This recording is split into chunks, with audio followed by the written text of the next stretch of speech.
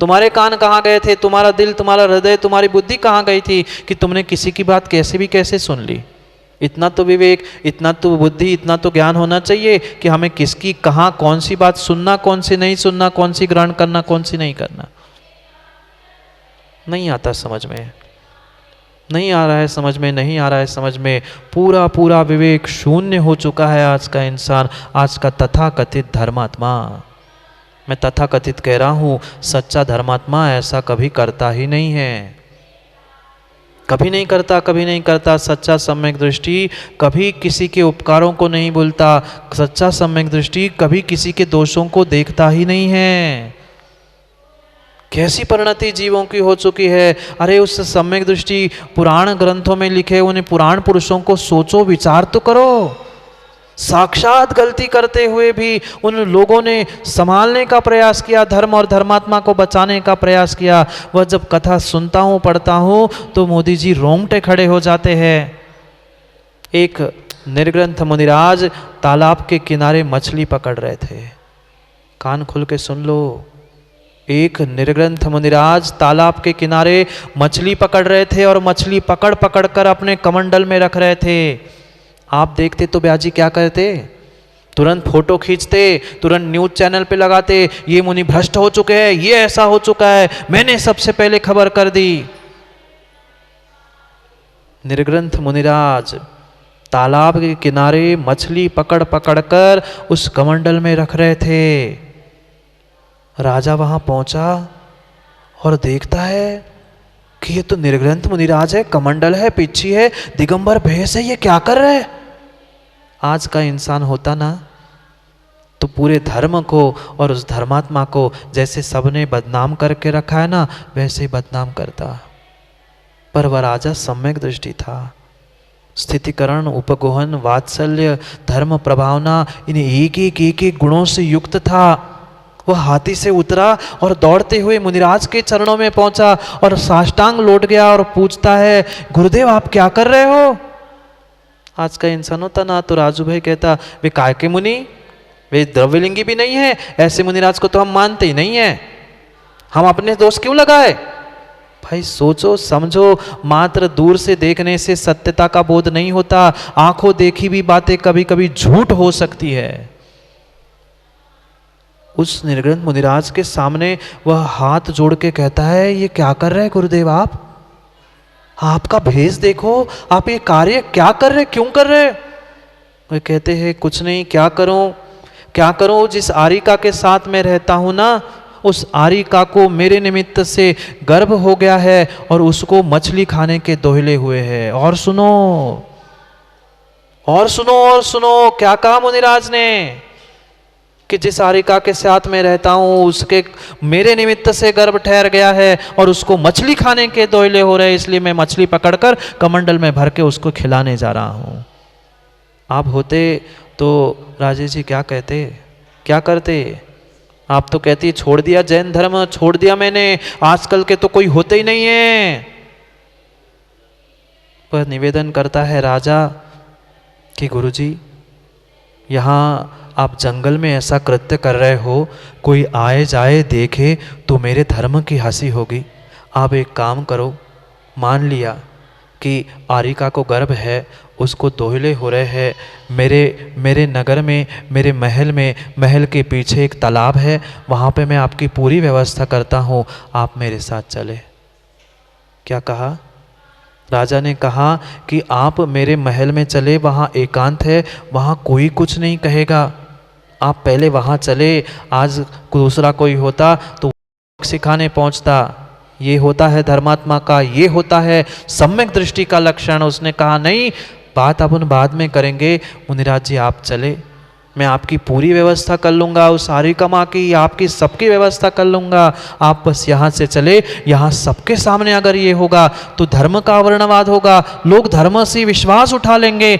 आप मेरा निवेदन माने और आप मेरे साथ मेरे नगर में चले, मेरे महल में रहे, वहाँ आपकी सब व्यवस्था कर लूँगा। ये है मोदी जी, बने जहाँ तक इस जीवन में, बने जहाँ तक उनकी सेवा, ये थी सेवा। कोई मिथ्या दृष्टि नहीं था और कोई वे निर्ग्रंथ मुनिराज मछली नहीं पकड़ रहे थे। इतने ही शब्दों को क्या सुन लिया, वह असली रूप में वह स्वर्गों के देव उस राजा की परीक्षा करने पहुंचे थे, उसके सम्यक की परीक्षा करने पहुंचे थे। वह देव अपने असली रूप में आते हैं और साष्टांग लौट जाते हैं। धन्य है तुम्हारा सम्यक, धन्य है तुम्हारा धर्म। मैंने जो तुम्हारे बारे में स्वर्गों में चर्चा समझी थी वो मैंने आज साक्षात देख लिया। मेरे तो रोंगटे खड़े हो गए। ये है धर्म, ये है धर्मात्मा, ये है गुण ग्रहण का भाव रहे नित दृष्टि दोषों पर जावे।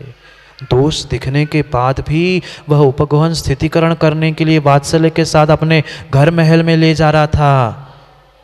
देव से रहा नहीं गया, वो असली रूप में आया। वे आरिका, कौन आरिका और कौन तालाब, कौन मछली, कौन मुनिराज, कुछ भी नहीं था। सब सब सब उस देवों का जो उसने स्वर्गों में प्रशंसा सुनी थी, उस प्रशंसा को सुनते सुनते, क्योंकि कोई प्रशंसा सुने तो ईर्ष्या तो होना ही है, परीक्षा लेने के लिए पहुंचा था। वह देव भी साष्टांग लौट के कहता है, धन्य है आपका सम्यक। जो मैंने स्वर्गों में चर्चा सुनी थी, देवों में आपकी प्रशंसा सुनी थी, आज मैंने साक्षात देख लिया। ऐसा कभी पुरुषार्थ किया? ऐसे कभी धर्मात्मा बनने का प्रयास किया? प्रयास छोड़ दो, विचार भी किया? नहीं, नहीं किया, नहीं किया, नहीं किया। मात्र दूसरों के दोष खोजो खोजो खोजो और खोदो। तुम दूसरों के दोष जितने खोज रहे हो ना, अपने लिए उतना गहरा नरक का गड्ढा खोद रहे हो, ये भूल मत करना। खोजो, जितना खोजना है खोजो, पर यह भी निर्णय करो माँ, आप अपने लिए, स्वयं के लिए नरक का गड्ढा, बहुत बड़ा नरक का बिल खोद रहे हो। जितने नीचे जाओ उतने बड़े बड़े बिल है, जाओ और नीचे नरकों में खोदो खोदो। मत खोदो, मत खोजो। खोज सको तो दूसरों के गुणों को खोजो, खोज सको तो दूसरों के गुणों को खोदते हुए उनको ग्रहण करने का भाव रखो। पर हम दोषों को ग्रहण करते आए हैं, गुणों को आज तक देख नहीं पाए हैं। क्या करे, चश्मा ही हमने वैसा लगा के रखा है, दृष्टि ही हमने वैसी बना के रखी है, सोच ही हमने वैसी बना के रखी है। थोड़ा तो विचार करो, कहाँ वो राजा, कहाँ वो राजा, कहाँ वो राजा श्रेणिक और कहाँ आप। शाही समय दृष्टि कोई मनगढ़ंत कहानी नहीं है, आगम पुराणों में पढ़ लो। ये है सच्चा सम्यक, ये है सच्चा धर्म, ये है सच्चे धर्मात्मा की पहचान। क्या ऐसा धर्म, ऐसा सम्यक, ऐसी श्रद्धा मेरी देवशास्त्र गुरु के प्रति है? धर्मात्मा को छोड़ दो, इंसानों को छोड़ दो, हम देवशास्त्र गुरु की भी परीक्षा करते हैं, अब उनमें भी दोष खोजते, उनका भी आवरणवाद करने के लिए कम नहीं करते। क्या गति होगी, क्या गति होगी, क्या गति होगी? सम्यक होने पर भी थोड़ा सा दोष ठीक नहीं हो पाया था, जाना बेचारे को नरक ही पड़ा था। हाँ, प्रैक्टिस कर रहे हैं, कुछ प्रैक्टिस कर रहे हैं, और कुछ लोग, मोदी जी कहे महाराज जी हर कोई जीव नरक में थोड़ी जाएगा।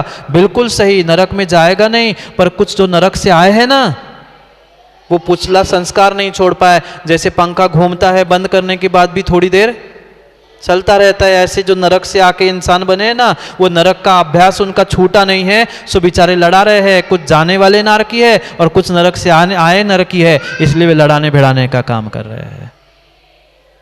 मत भिड़ाओ, मत भिड़ाओ। इस संसार में ये जैन धर्म, जैन कुल, देव शास्त्र गुरु ऐसे दुर्लभ आपको मिले हैं, क्यों नहीं बोध कर रहे हो?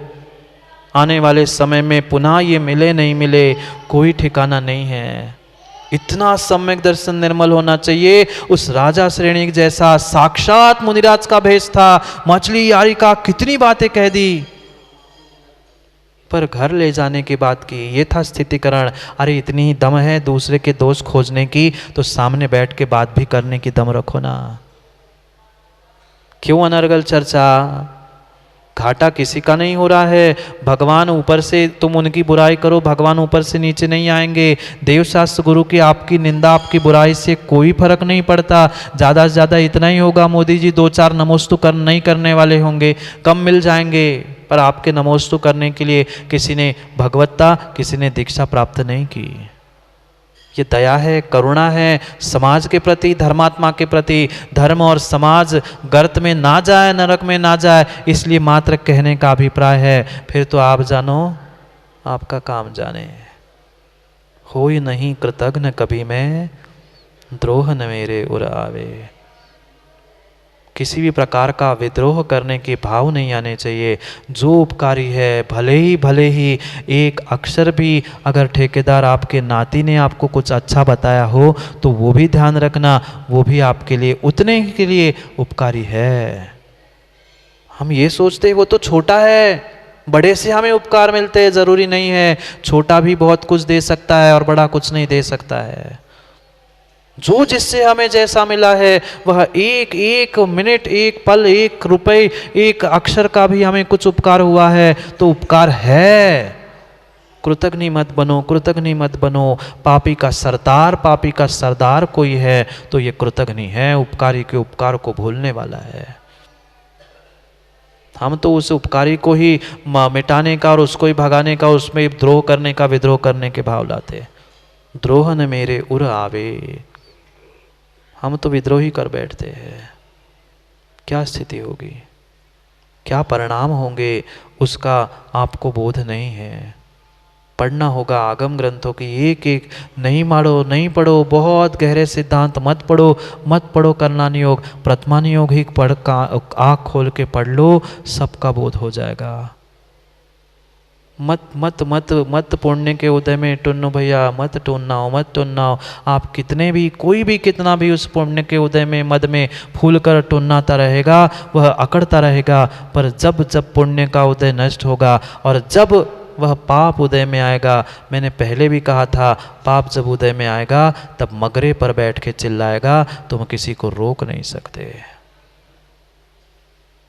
मत करो किसी की निंदा, मत करो किसी की बुराई, मत खोजो किसी के दोषों को। खोज सको तो अच्छाई को, गुणों को देख लो। ग्रहण नहीं कर पा रहे हैं, मत करो, पर कम से कम गुणी को गुणी मानो तो, गुणों को गुण देखो तो। ग्रहण तभी कर पाओगे जब उसे ग्रहण करने की शक्ति सम्यक दर्शन से प्राप्त करोगे। नहीं कर पा रहे हैं गुणों को ग्रहण, कम से कम दोषों को तो ग्रहण मत करो। क्या करें, हम गुणों को ग्रहण करने के लिए बैड कंडक्टर बनते हैं और दोषों को ग्रहण करने के लिए कंडक्टर गाड़ी वाला नहीं। ये लाइट की भी कनेक्शन कहाँ गए राजेश जी? ये एक तरफ से दूसरी तरफ लाइट जाती है। मोदी जी आप भी इंजीनियर हो ना, पढ़ा होगा ना। लकड़ी लगा लो, लकड़ी से विद्युत एक जगह से दूसरी जगह जाएगी नहीं। वह वाहक नहीं है, वह कंडक्टर नहीं है। अगर वाहक बनना ही है, एक से दूसरे को आवाज पहुंचाना ही है, तो गुणों का वाहक बनो, दोषों का कंडक्टर, दोषों का वाहक मत बनो। बन सको तो दूसरों के गुणों का माँ बखान करो, एक दूसरे की बातों की, कौन के बहन ने का कर ली, कौन के बहू ने का कर ली। बहन तुम्हें कह रहे कहते कहते पूरे संसार में आँख मत लगाओ। लगा सको तो बाग लगाओ, नहीं तो आग लगाते लगाते नरक की व्यवस्था तो कर ही ली है। कर ली है। ये पक्का है। आप कितना भी किसी को कुछ समझाओ ब्याजी, पर ये पक्का है, यथा गति तथा मति, यथा मति तथा गति। जिसकी जो गति पक्की हो चुकी है, जिसने जो गति का आयु का बंध कर लिया है, उसे भगवान महावीर स्वामी भी आके समझाए, वे समझने वाले नहीं हैं। जैसी गति है वैसी मति होगी, और जैसी आज आप मति करोगे वैसी आने वाली आपकी गति भी होगी, ये पक्का सोचो। जाओ, समय हो गया है। जाना नहीं आज? क्या हो गया, सबका चेहरा ऐसा हो गया, इतनी बुरी लग गई हमारी बात? बुरा लग गया तो मोदी जी क्षमा कर लेना, पर परम सत्य यही है। मैं कुछ नहीं कह रहा हूँ। जो आचार्यों ने कहा है, मैं तो उनके गुणों का वाहक हूँ, आप तक पहुँचाता हूँ। आप अगर वाहक है, ग्रहण कर सकते हो तो गुणों को ग्रहण करो, नहीं तो फिर दोष तो दोष है ही। जाओ, समय हो गया खोलने का। कल भी लेट खुली थी, आज समय पे खोल लो दुकान। पापों की नहीं, पापों की तो रोज ही खुलते हैं। पापों की रोज दुकान खोलते खोलते पाप तो कमा रहे हैं। अपनी थोड़ी सी अकल की, पुण्य की दुकान भी खोल लो, क्योंकि पुनः छठे काल में कुछ मिले नहीं मिले कोई ठिकाना नहीं है। अगर दूसरों की निंदा, उन उपकारियों के उपकारों को भूलकर उनका अवर्णवाद कर रहे हो तो 70 कोड़ा कोड़ी वर्ष तक सम्यक दर्शन नहीं होगा, सच्चे देव शास्त्र गुरु की शरण नहीं मिल सकती। दूसरों पे तरस नहीं खाओ, माँ दूसरों पे नहीं, अपनी बुद्धि, अपनी सोच, अपनी दृष्टि पे तरस खाकर कम से कम थोड़ा सा ही सुधार कर लो।